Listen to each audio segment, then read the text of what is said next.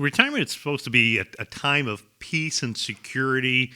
The problem is with one careless conversation, it can put everything that you've worked hard for at risk. And today, what I'm going to do is I'm going to share with you 7 things that you should never tell anyone outside of your inner circle, your trusted advisors, if you want to protect your wealth, your health, and your legacy. The number 7 really might surprise you as well. So if we look at this, there's things that are important realities for retirees. And that's the reality is that retirees are the target for many scams, identity theft, and financial exploration. If we look at a well-meaning family and the members who get misused the most, it is absolutely retirees. So move in silence is one of the key takeaways here. And it's not about being secretive with your trusted professionals or your inside of your family. That could be like your financial advisor, your estate planning attorney, of course, your spouse, maybe, the child who you've named your power of attorney. But it's really about protecting yourself from those who might take advantage of those vulnerabilities or use your information against you. The things that you should never disclose is, number 1, your net worth. Never reveal your total net worth. Sharing this information only invites judgments from other people, possibly envy and manipulation. It really also makes you the target for financial predators. Number 2, your annual income. Keep your pensions, your Social Security, the amount of money that you get paid from work, how much investment income that you're earning. Keep that information private. Revealing those steady income sources, again, makes you a magnet for scams and, a request from other people to ask for handouts. Number 3 is where you keep your valuables. So whether it's in a home safe, whether it's cash stashed in the bottom drawer of the dresser or your jewelry collection, never really disclose what that location is except to trusted professionals who need to know about it for legal and insurance purposes. If you keep a certain amount of money or jewelry at home, you obviously want to discuss that with somebody like your home and auto insurance. So that way you can have it scheduled. So if there is some type of theft that occurs, but sharing that with other people and bragging about how much maybe gold you have in your safe in your basement or cash is not something that you'd want to share at some type of cocktail party. Number 4 is your passwords and your sensitive security information. Even with family members, you have to be really careful and never share those passwords or answers to those security questions. Digital theft is really one of the fastest growing crimes against seniors today. Now, Scott, as many of you know from our team, recently had lost his father, and he was working with his mother, and he was trying to help his mother be able to get access to things like the credit cards, the utility bills.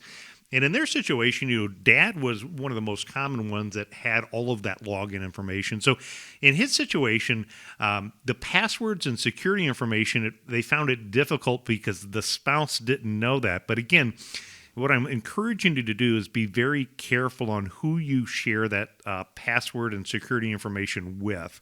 I'll give you an example. It's extremely common for me when I'm meeting together with somebody and I'm talking about, their 401k, maybe how that money is allocated. A lot of times people will tell me, hey, Nolan, why don't I just give you my password and username to my 401k? You can log in and take a look at it. And that's bad news. You do not want to share that information. There's no reason besides really that inner circle that somebody needs to know your password and security information. In that example, if you wanted to log in with your financial advisor and look at that information, you guys could always log in together and you log in securely with your password and information. The same would be true with your estate planning attorney. They don't need your passwords and security information. But if you did want to have that information for your family as part of your estate plans, we have that ultimate estate planning guide that can help you out. Number 5 is your power of attorney details. And having a power of attorney is really essential.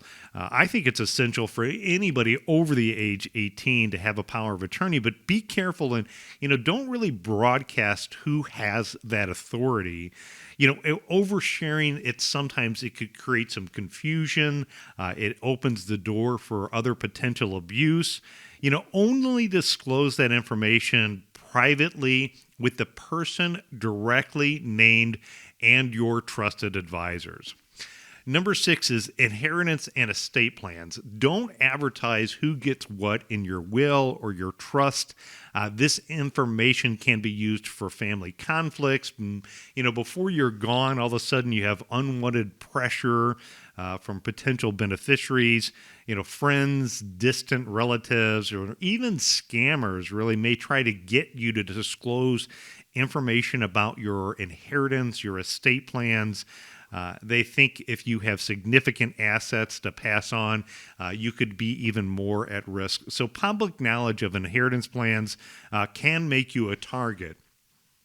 Again, I would say that, sitting down and having a conversation about your estate plans with who those people are that are directly involved in that. And in my example, my wife and I, we recently in 2025 updated our estate plans because our kids are now grown and out of the house. And we sat down with them and we shared with them, what our plans look like. We shared that information with our attorney who helped us draft it and kind of what our wishes were. But outside of that, it's not other people's business what is in our overall estate plans. Number 7 is you want to be careful about sharing too much information about your mental or physical health conditions.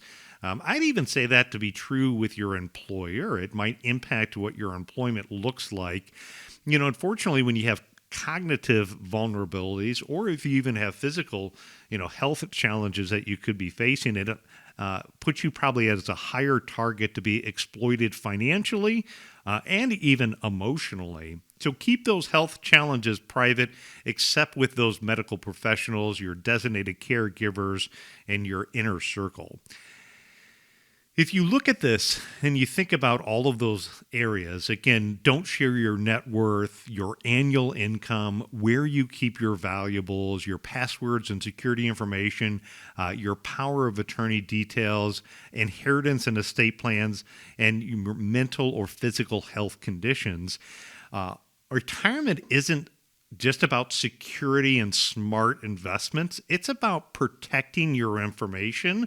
It's about guarding your wealth, your health, your legacy, and really keeping those 7 items private. Move in silence and live in peace.